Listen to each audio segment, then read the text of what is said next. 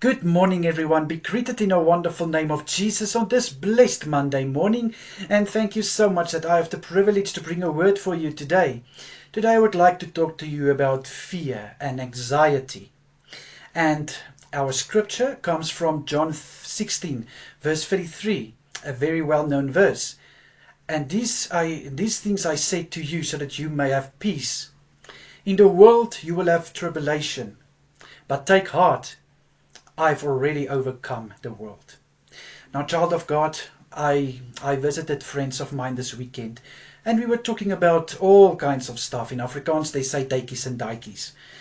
And we talked about this people that is sowing fear with their stories, with their religions, with their beliefs of how the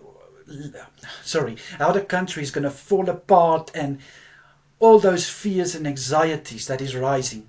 And I admit, things is not what it needs to be in South Africa. Things are not right. But here, clearly it says in this verse that God has already overcome the world. When He died for us on the cross, He broke all these things that is unnecessary fear. He's already overcome the world. And that is what the enemy doesn't like. The enemy hates it. And that is why we need to cling to this verse that says, but take heart, I've already overcome the world. And we must stop allowing the enemy to sow fear in our minds. We need to shift our minds to God.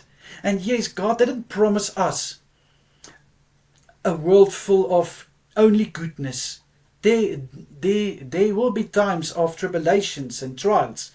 But with God by your side, with God who is for you, you will make it through, child of God. God wants goodness for you. But tribulations will always be there. I always say it's like a battery. It has a positive side and a negative side. The one will always be there. And that is how it is in the world as well. But with God who is for you, with God who is by your side, you will be a victor and you will overcome it, my brother and sister. Hold on to your faith, cling to God, and He won't leave you. Let me pray for us. Father, I pray in Jesus' mighty name. Thank you so much, Father, that you are with us. Thank you, Father, that you have already overcome the world. I pray in Jesus' mighty name that we will cling to you. We will cling to the name above all names. We won't allow the enemy to come and sow disturbance and fear in our hearts. In Jesus' mighty name. Amen and amen.